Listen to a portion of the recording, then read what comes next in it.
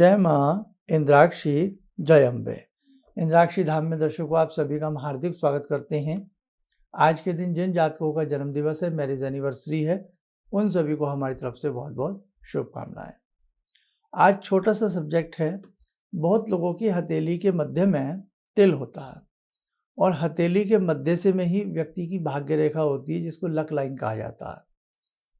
तो हमने अपने जीवन काल में लाखों हाथों को देखा होगा और उसमें यही देखा है, यदि आपकी मुट्ठी में पूर्ण रूपेण भाग्य रेखा बंद होती है और वो तिल बंद होता है तो वो शुभ होता है। किस प्रकार से शुभ होता है, सारी जानकारी इस छोटे से एपिसोड में हम आपको देने वाले हैं। हालांकि आज हमने ये सब्जेक्ट सामुद्रिक शास्त्र के ऊपर लिया है, हस्तरेखा विज्ञान पर। बहुत लंबा समय से कोई सब्जेक्ट हम ले नहीं रहे थे, इस पर चर्चा करते हैं। आइए उससे पहले आज का हम पंचांग देखें। 30 अक्टूबर सन 2023 दिन सोमवार, संवत 2080, कार्तिक मास, कृष्ण पक्ष, तिथि द्वितीया, नक्षत्र कृतिका, राहु काल 7:30 से 9, दिशा सूल पूर्व दिशा। कार्तिक मास प्रारंभ हो चुका है और कार्तिक मास में क्या करना चाहिए, हमने ये कल के अंक में सारी चीजें आपको बताई थी। अब आइए हम सब्जेक्ट पर लौटते हैं। आपका चाहे लेफ्ट हैंड हो, आपका चाहे राइट हैंड हो, बहुत लोगों की हथेली में कहीं ना कहीं तिल होता है, कहीं ना कहीं तिल होता है। सबके नहीं भी होता, लेकिन बहुत लोगों के होता है। तो कौन सा रंग का तिल शुभ माना जाता है? आपकी हथेली में तिल ब्राउन रंग का हो, आपकी हथेली में तिल काले रंग का हो और तिल बहुत बड़े रूप में ना हो, छोटा सा, जैसा हम पेन का डॉट लगा देते हैं ना, ऐसा तिल आपकी हथेली में हो। और यदि हम उसको स्पर्श करें तो वो हमारी त्वचा के साथ रगड़ ना खाए। वो मसा भी हो सकता है, जिसे मस्सा या मसा कह देते हैं, मोगा कह देते हैं। उस टाइप से कुछ नहीं होना चाहिए, ना वो कुंदुक का चिन्ह होना चाहिए। तिल हमारी खाल के अंदरूनी हिस्से में होते हैं, यदि हम ऐसे हाथ लगाते हैं तो वो रगड़ नहीं मानते हैं। तो आपकी हथेली में तिल हो, पेन की डॉट जैसा हो, और जब आप सहजता से मुट्ठी बंद करें तो वो मुट्ठी में बंद होता हो और उसी मुट्ठी में आपकी है भाग्य रेखा, लक लाइन जिसे हम कहते हैं, फेट लाइन, शनि रेखा, सैटर्न लाइन। नीचे से ऊपर की तरफ एक रेखा चलती है जिसको हम भाग्य रेखा कहते हैं। भाग्य रेखा विहीन हथेली जो होती है, कहीं ना कहीं संघर्षशील वो व्यक्ति होता है। जीवन में संघर्ष रहेगा, मेहनत ज़्यादा करनी पड़ेगी, पुरुषार्थ का फल लेट मिलेगा, कम मिलेगा। मिलेगा तो ज़रूर, पुरुषार्थ का फल तो फल निष्फल नहीं आता, लेकिन लेट मिलेगा। कुछ लोग थोड़ा सा करते हैं, ज़्यादा पा लेते हैं, और कुछ लोग बहुत ज़्यादा करके भी थोड़ा सा पा पाते हैं, और कई बार तो वो भी नहीं पा पाते हैं। तो आपकी हथेली में तिल भी है, आपकी हथेली में महीन पतली सी भाग्य रेखा भी है, और सहजता से मुट्ठी हम जब बंद करें तो दोनों चीज़ें आपकी हथेली में कैद होती हैं। तो मुट्ठी में आपका पुरुषार्थ है, मुट्ठी में आपका भाग्य है, और मुट्ठी में ही वो आपके तिल है। तो कहीं ना कहीं आपके जीवन में 4 चांद लगेंगे। 30 साल के बाद आपको उसका फल मिलेगा, और कुछ लोगों को बचपन में ही 10 साल के बाद ही उसका सुंदर फल देखने को मिल जाता है। ध्यान रखें, किसी भी व्यक्ति की हथेली में जो फेट लाइन होती है, लक लाइन होती है, वो खंडों में विखंडित ना हो, यानी कि बटी ना हो, पार्ट्स में कटी कटी कटी ना हो। और जैसे एक रेखा सीधी है, जैसे हमारा बाल है, सीधा बाल है कोई, या एक रेखा, एक लाइन सीधी है, वो टूटी टूटी टूटी चलेगी, उसका फल बेकार हो जाता है। बिल्कुल सीधी रेखा हो, कहीं से भी उसमें कट ना लगा हो, और यदि भाग्य रेखा के ऊपर ही तिल बना हो, ब्लैक रंग का, काले रंग का, तो सोने पर सुहागे वाली बात हो जाती है ऐसे व्यक्ति की हथेली में, है ना। कायदे में तो ये सारी चीज़ें हमें आपको एक स्केच के माध्यम से, फोटो के माध्यम से समझानी चाहिए, पर लेकिन अचानक कोई सब्जेक्ट कई बार दिमाग में आता है तो फिर एडिटिंग में भी सारी दिक्कतें आती हैं, इसलिए सिंपल वे में ही आपको हम समझा रहे हैं। पुराने दर्शक तो सारी चीज़ें अब बहुत हमारे अच्छे से समझने लगे होंगे। तो ऐसी आपकी हथेली में तिल प्रदायिनी, तिल योगिनी भाग्य रेखा होगी तो आपको लाभ मिलेगा।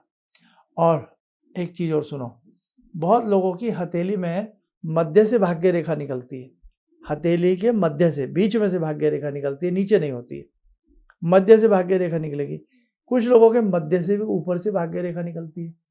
अगर आपकी हथेली में दोनों स्थितियों में ये कारक हो कि दोनों में मध्य से निकल रही है या मध्य से ऊपर निकल रही है, उसका अर्थ ये नहीं है कि आप बेकार हैं, नहीं। उसका अर्थ है सफलताएं मिलेंगी, लेकिन बढ़ते उम्र के पड़ाव के साथ मिलेंगी। अब आप कहेंगे नहीं साहब, बढ़ती उम्र में तो सबको सफलताएं मिलती हैं। नहीं, ऐसा नहीं है।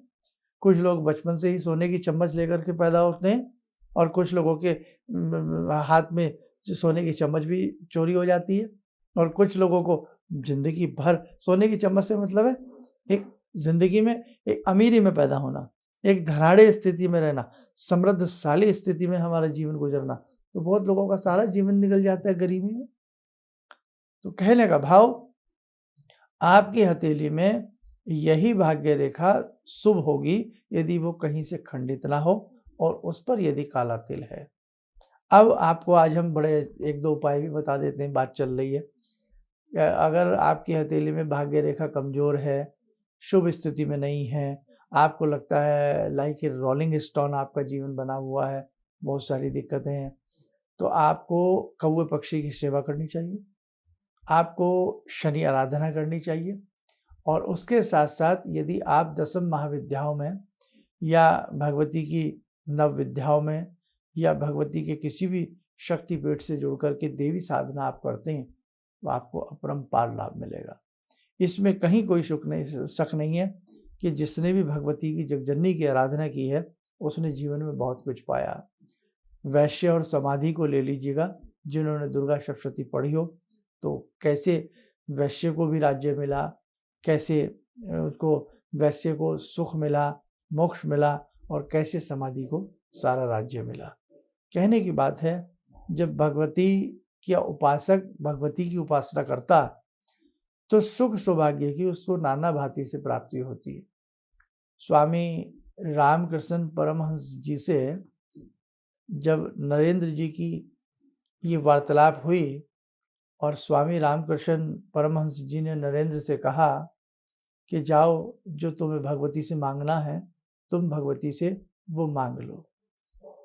जब नरेंद्र भगवती दक्षिणा महाकाली के दर्शन करते हैं, अंदर जाकर के देखते हैं सारी जगत का ऐशो आराम, सभी प्रकार की सुख, सारी चीज़ें, सभी चांद सितारे भगवती के चरणों में हैं। कहने का भाव कि जब सभी भगवती के चरणों में हैं तो वो क्या मांगा जा सकता है? उस भगवती से तो यही मांगा जा सकता है कि हे देवी, हे जगजननी, जीवन भर के लिए अपनी चरण शरण में हमें रखना। जो भगवती के चरण शरण में रह जाता है उसको भौतिक सुख तो अनायास ही मिलते चले जाते हैं। हकीकत बात है ये। जो देवी का उपासक होगा उसकी आध्यात्मिक प्रगति तो होगी ही होगी, लेकिन आध्यात्मिक प्रगति उन्नति के साथ साथ भौतिक प्रगति उसकी होगी ही होगी। भौतिक प्रगति किसे समझते हैं आप? जैसे हम चाहते हैं हम 2 पैसे वाले बन जाएं, हमारे घर में समृद्धि हो, हमारे पास भी 2 पैसे हों, हमारे घर में भी ये चीज़ें हों, हमारे पास भी ये हो, उसे भौतिक उन्नति कहते हैं। और आध्यात्मिक उन्नति आप समझते हैं कि भाई आध्यात्मिक पगडंडी का एक प्रगाढ़, एक सशक्त आपको मुसाफिर बनना हो जाता है। तो बहुत सारी चीज़ें हैं जो आपकी हथेली में छिपी है। तो दर्शकों, आप ज़्यादा ना कहते हो, इतना ही कह सकते हैं, अगर आपके पास आपकी जन्म पत्रिका नहीं है और आप जीवन के किसी मोड़ पर परेशान हैं, तब आप अपने हाथ की रेखाएं दिखा करके आपको कौन सा मंत्र पढ़ना चाहिए, आपको क्या उपासना करनी चाहिए, आपको क्या दान करना चाहिए, ये किसी मर्मज्ञ से आप जान सकते हैं और अपने जीवन को समृद्ध और सुखी बना सकते हैं। आइए, जगजननी की बात चली है, जुड़ते हैं भगवती से, भक्त वत्सला से। हे देवी माँ, सभी भक्तों के ऊपर अपनी कृपा बरसाना। ॐ सिन्दूरारुण विग्रहां त्रिनयनां माणिक्यमूलस्फुरात् स्तारानायकशेखरं स्मितमुखी भापेन वाक्षोरुवां पाणिभ्यामलपूर्णरत्नचषकां रत्नोत्परां बिभ्रति सौम्यां रत्नघटस्थरक्तचरणां ध्यायेत्पराम् अम्बिकां खड्गं चक्रगदेषु चापपरिगान् चूलम्बुसुण्डिं शिरा शङ्खं संदधतीं करे स्त्रीनयनां सर्वाङ्गभूषावृतां नीलासमद्युतिमास्य पाददशकां सेवे महाकालिकां यामास्तो स्वपितैहरो कमलजो हन्तुं मधुं कैटवम् विद्युद्दामसमप्रभां मृगपते स्कन्दस्थितां भीषणां कन्या विहकरवालखेटविलसा धस्ताविरासेवितां हस्तैश्चक्रगदाशिखेटविशिखां चापं गुणं तर्जनीं विप्राणामलिलात्मिकां शशिधरां दुर्गां त्रिनेत्रां भजे। कवच बना लें, ध्यान करें, जगजननी का शुभ आशीष हम सबके ऊपर बरस रहा है।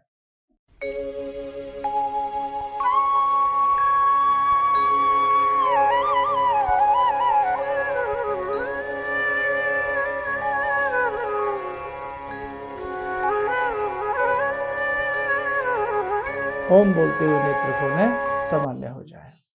देखो साधकों, प्रतिदिन की कुछ ना कुछ चर्चा आपके साथ में हम रखते ही रखते हैं और आप प्रतिदिन कार्यक्रम को देखते रहिए। कार्तिक मास है, आगे 5 दिवसीय हमारा त्यौहार भी आ रहा है ना। रात द्वितीया, अन्नकूट, दीपावली, नरक चतुर्दशी आ रही है ना, सारी चीज़ें तो बहुत अच्छे से मनानी है। और अभी 1-2 दिन में करक चतुर्थी आएगी, करवा चौथ आएगा।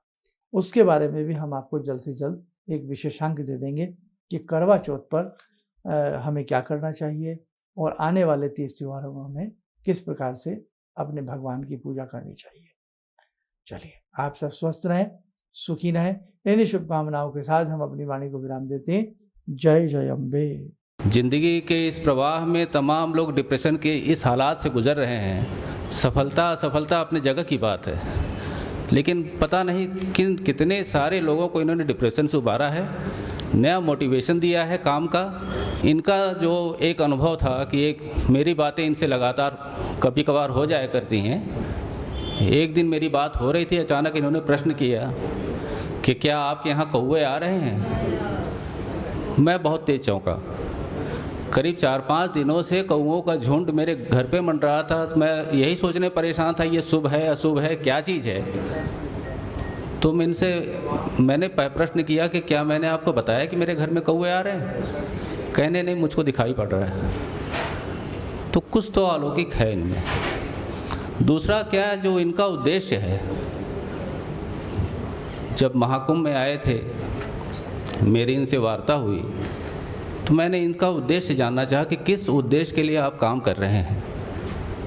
तो जो उद्देश्य उन्होंने मुझको बताया, मैं मन से इनके उद्देश्य के साथ जुड़ गया। इनके साथ तो जुड़ा था ही, अब इनके उद्देश्य के साथ भी हूँ मैं। किसी भी समस्या के समाधान के लिए मिले प्रसिद्ध हस्तरेखा एवं वास्तु विशेषज्ञ प्रोफेसर धर्मेंद्र शर्मा जी से। नोट: शिविर में भाग लेने हेतु एवं व्यक्तिगत रूप से मिलने के लिए कॉल करने का समय सुबह 10 बजे से शाम 6 बजे तक। हमारे विभिन्न ज्ञानवर्धक कार्यक्रम देखने के लिए आप हमें अभी सब्सक्राइब करें, बेल आइकन को प्रेस करें ताकि आप देख सकें हमारा कार्यक्रम सबसे पहले। और अधिक जानकारी के लिए फेसबुक पेज को लाइक करना न भूलें।